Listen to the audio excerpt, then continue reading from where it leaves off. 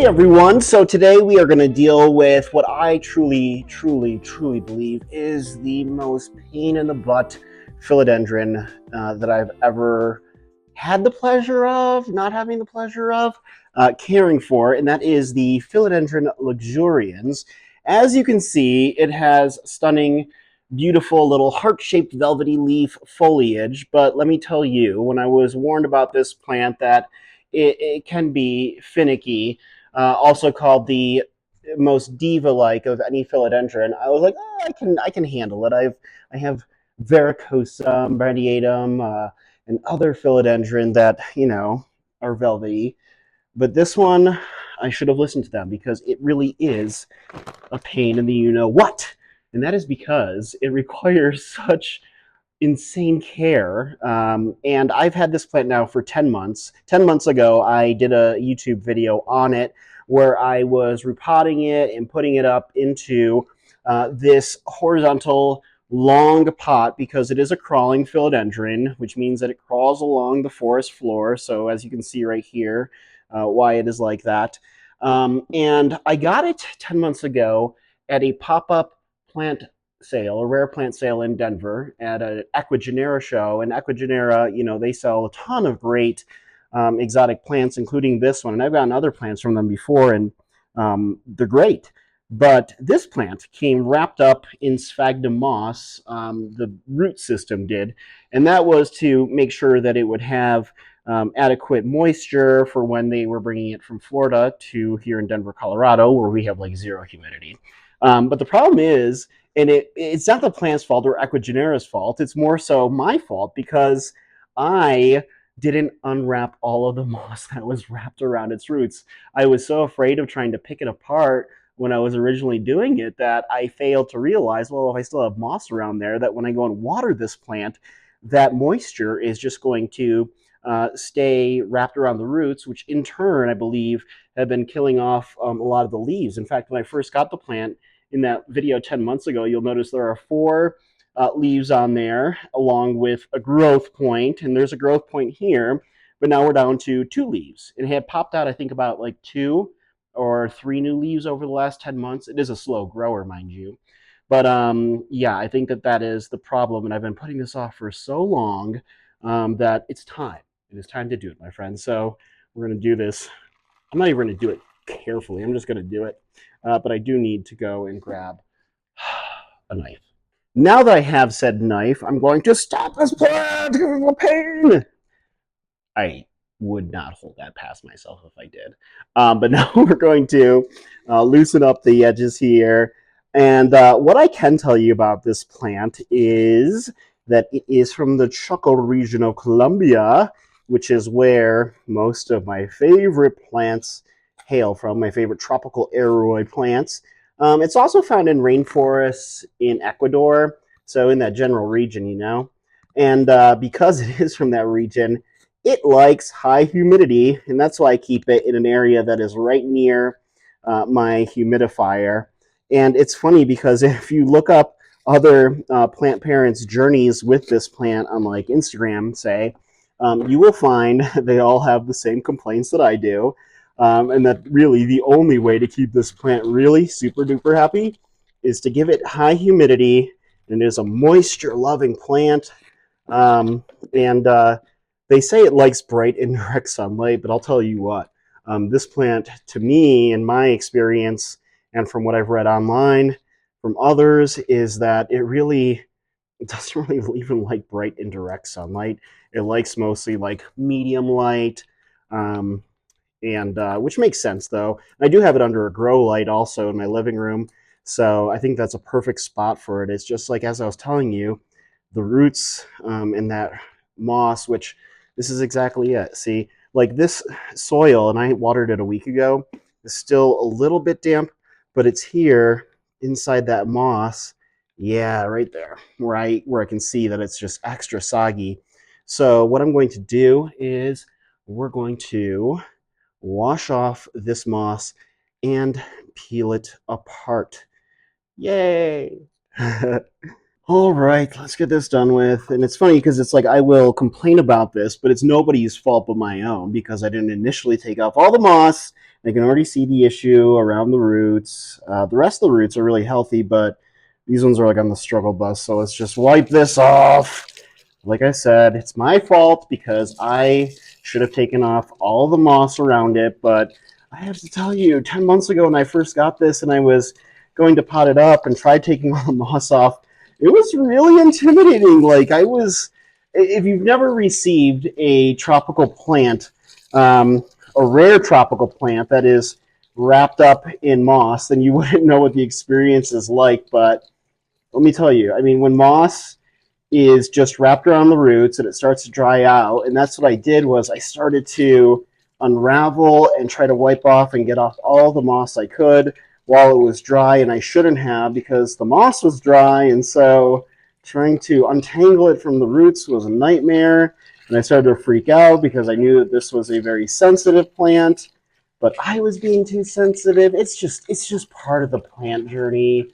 By the way, I shouldn't be waiting to tell you guys this until the end of my videos, but if you haven't already, please subscribe to my channel for more plant content like this, and for me driving myself nuts with these plants because I love them so much. But yeah, it was my fault. I should have just bitten the bullet and not gotten so freaked out by the fact that this plant could have problems, or that if I didn't, or if I just let some of the moss be on it, it would be fine, because now I have to deal with this nonsense. But it's my fault. I'm gonna revert back to that, even though I'm just gonna constantly blame this plant like it's the pain, even though it is. It is a tough plant to care for though, because it's like it really needs that high humidity, and it needs, you know, care, I guess. It needs high humidity, and it is a moisture-loving plant, obviously, with the high humidity portion, but outside of that, it needs to be watered quite often, but also it doesn't like to have its roots sitting in water, so it needs well-draining potting mix, which is what exactly I gave it. It's just that I left all that moss wrapped around its roots, and so when I would water it, and the soil would dry out. The soil will dry out perfectly fine as it's supposed to, but then, of course, there's like a big clump wrapped around its key roots that would still be wet, and that's where the issue came from, an issue created by me, because I was just lazy. But alas, I'm solving it now, and it's better late than never, I guess, especially when the plant only has 2 leaves left, because if it did lose both of these leaves, then it would not be able to grow anymore, because it needs those leaves to be able to photosynthesize and produce enough energy to support the growth of a new leaf. The good news is that, I mean, I know that this leaf right here, you can already see, that's the yellowing around the sides is simply just because of the root issue. It's just getting too much moisture. Yellowing is always a good indicator that it's being overwatered, and I knew I wasn't overwatering this plant. If anything, I was probably underwatering it because the soil would dry out a lot. It's just I wouldn't be able to tell because of the issue caused by this moss being wrapped around it, which is my issue again. So this will hopefully solve the problem. And I know, like I said, this leaf over here that's on the struggle bus, that leaf will probably die off the moment that this new leaf starts to emerge. And that's fine, because as long as I know that this major root system here isn't wrapped up in the moss issue, then we'll be fine and dandy moving forward. And the roots do look mighty healthy. I mean, mind you, they're pretty white, and they look good. It's just the issue that I ran into here with this baby. And I could actually, if I wanted to, but I don't think that's the problem, is that this leaf isn't strong enough to really support new growth on its own. I was just going to say I could technically propagate it and cut it like right about there, because this part has its own root system here, and I could create 2 separate plants, but I'm getting ahead of myself, and I'm just thinking too much, and I should not be, but there we go. Okay, that looks much better. I just have to clean my sink, and, you know, that's it. we'll go back to potting it up now. Okay, so now that her roots are all cleaned off, and she does look rather quite lovely, and I was trying to think, did I have any good moments since I've had this plant? And there was this one day where it put out a new leaf, and I was looking at it, and I was like, oh, that looks really quite lovely. And it is a very lovely plant indeed, but I think that's it. That might be the only day. It is a beautiful plant, but at the same time, like I said, it's just a pain in the butt. And since I did use this soil 10 months ago, I'm like, oh, do I want to reuse it? Maybe I'll use a little bit of it. 10 months isn't a long time by any means, by any stretch of the imagination, but also, I also kind of want to just give it a fresh start. But I will mix in some of it older soil just so it's used to and it knows that, you know, this is home, this is where I used to be. So I will use some of it, just a little bit, and spread that out and mix it in around there. And we're gonna put in a nice little base layer, just like you would with a normal pot, you know. And then I'm going to, let me move some of this back so I don't have to deal with it. I also put little crystals and gemstones in with most of my plants for good luck, but clearly that gemstone didn't work. Actually, it probably did work. Like I said, it's my fault. It's my fault, okay? I'm to blame, not the plant. And I'm going to use some rooting hormone powder, and it does have, like I said, it has really nice roots, but just a pain because of my problem of not taking enough of that moss off of it. Okie dokie. So there we go. And you see a little bit more moss wrapped around that part. Take that off. And then just coat this in a little bit more. Like so. Okay. And now, just wait to put that part on. And then we shall proceed. I'm going to do it this way. Like so. I'll have these kind of just going around in there. Let's see here. Don't want to give these too much of a problem. But maybe, yeah, there we go, like that.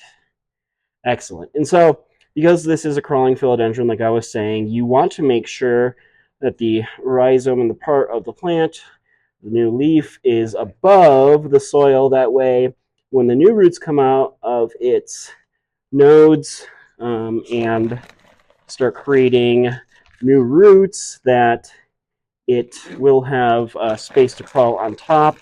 So that's what we're going to do. And clearly, I'm going to have to sweep and Swiffer after I'm done with this. Okay. Or I could just be a little bit more smart about this and move this back over here. I'll apparently shower too, but that comes with any time of doing plant chores afterwards. Cover up its roots. And I'm going to wait because it is 8:30 in the evening when I'm doing this. So I'm going to wait to water it until the morning. So the soil will be able to absorb and dry out all of that moisture. And presto changeo. Cool. You just clear off the top of it like so, and the rest will be washed away by water in the morning. And hopefully, guys, that will solve our problem there for our little philodendron luxurian friend here with its lovely but diva-esque leaves. And just like that, we're good to go.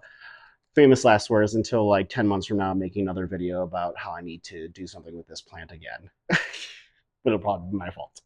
But then again, thanks guys for watching my videos as usual. And if you haven't already, please give this video a thumbs up and subscribe to my channel for more fun and interesting and demented plenty content just like this. I'll see you guys in the next video.